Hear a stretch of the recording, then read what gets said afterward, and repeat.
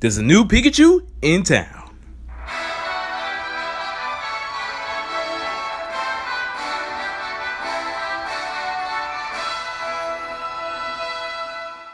Yo, what's up everyone? Treyman1 here and welcome back to another Pokemon Journeys anime review. Today we're talking about episode 35. And I gotta say, I'm actually kind of mixed on this episode. They had some good moments, but there's just a lot that's just kind of into me. And I'll go ahead and get into that in the review. So basically, this whole episode is about Goh wanting to get his own Pikachu after seeing how much Ash and his Pikachu have such a great bond. And so, they go out to this Pikachu area where Pikachus are actually searching for Thunderstones to evolve in the Raichus. And this whole plot is cool and all, but my issue actually comes in with Ash. This is the episode right after Ash loses to Bia. And as we know, at the end of the episode, Ash was like, oh, I'm gonna get my revenge. He was super mad and super serious. And, here he kind of comes back to, it never even happened. There's no Riolu or Farfetch in this episode. And everything's just kind of, plays out like a normal episode. That's my issue, kind of. It was a good episode, but the placement is horrible. Because next week's episode, Ash is depressed about the loss. And it's kind of I know Ash is losing more, and that's why he gets more and more depressed. But I feel like this is just bad pacing. Maybe this Pikachu episode could have came before Ash versus Bia. And, I wouldn't have an issue with it too much for real. Because, it was just so weird. But Goh catches his own Pikachu, and I gotta say, I really love the personality of Goh's Pikachu. It was so sweet. I love how they made it so different from Ash's, and actually all the Pikachus here had different voices, which was really cool to see.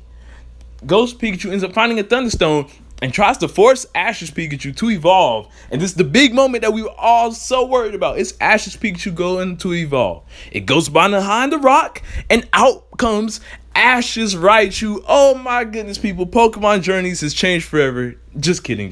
Nah, they trolled us, guys, with Pikachu still being chased, and it was just some random Raichu. I did love this moment a lot. I gotta say, this is one of the best troll will Pikachu evolve moments that they've done in this series so far. But what's all that said and done, this episode kind of feels like a repeat of Sun and Moon episode 91, and that was another Pikachu episode where we meet a female Pikachu. Pikachu has a crush, and Team Rocket appear. That's where it kind of starts to feel a little similar. Team Rocket appeared, tried to catch all the Pikachus. Obviously, they don't have their own Pokemon this time around, so they use the Rocket Lottery Pokemon. And things play out kind of similar. But there's just one thing that kind of bugs me about this episode as well. And this kind of issue I have with this series, and that's Ash and his team. Why isn't Ash bringing his Pokemon with him on these journeys?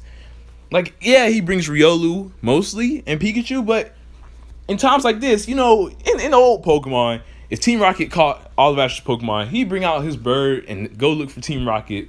But, he doesn't bring Dragonite or Farfetch or Gengar with him. And it's just kind of yo, Ash, what are you doing? Don't you think you need more Pokemon to back you up in cases like this?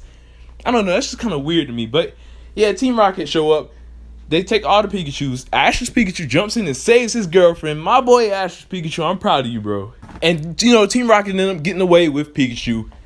And, this is the moment where I said Dragonite could have been a great help.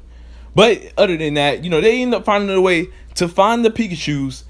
And Goh actually ends up battling Team Rocket. And I actually do love this moment in the episode a lot, where it's Goh just fighting Team Rocket. I guess, they had to make Ash only have Pikachu so Goh could shine, because Goh was doing really good. He just beat the Fighting Dojo Master in the last episode. And in this episode, he holds his own against Team Rocket, while Ash is freaking running, trying to just troll the Minccino. Minccino and Baneri was a surprise for the Pokemon as well. I think the Baneri was a nice reference to Diamond and Pearl. And yeah, Minccino, that was just a big surprise. But yeah, it was so, the whole Ash Pokemon thing, it just kind of threw me off. But Goh actually ends up coming up with a strategy. Well, his Pikachu specifically, because it tries to save Ash's Pikachu, but Team Rocket end up trying to take it. And this is where it decides to use the Thunderstone to evolve in the Raichu. And I can't even lie, I was upset because Goh's Pikachu was so adorable as a Pikachu. If y'all don't know me, I'm more of a bigger Pikachu fan than Raichu. So I actually wanted Goh to have his own Pikachu, and we get to, see nice little shipping moments between the two Pikachus. But unfortunately, it evolves into Raichu.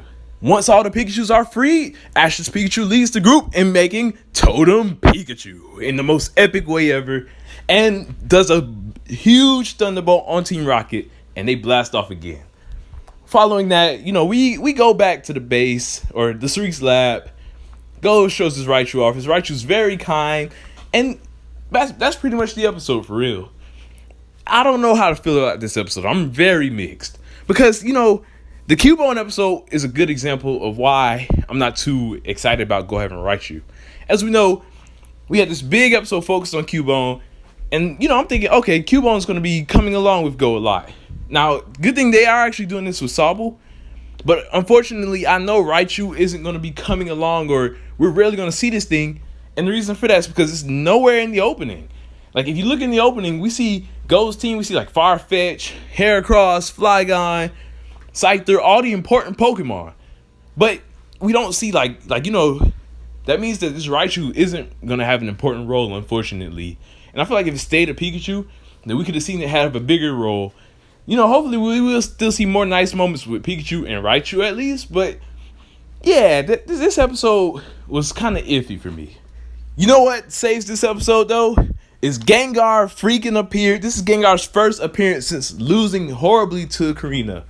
And, yeah, that was just kind of a little joke. But it's so weird with Ash in the series. Because I love Ash in the series. I love his team. But they're doing so... it's so different. Looking back at Sun and Moon, we had a lot of episodes of Ash training his team, and he used his other Pokemon in battle. Here is mostly Pikachu and Riolu in majority of the battles. We don't get to see too many battles with Gengar, Dragonite, and Farfetch just a punching bag. So I'm really hoping to see, the team get used some more. Like, I want to see this team be just as great or greater than the Alola team. Like, I'm hoping this is one of his greatest teams. And, we are going to Alola soon, so maybe that episode will help Ash finally, realize what he needs to do so he can start training his other Pokemon and make such a great team. But yeah, this episode really shows the episodic structure of the series is kind of iffy, because I know they want to make things episodic and not have I guess you could say a continuing story. Like, it's a story they're telling, but they don't want every episode to be related to the next.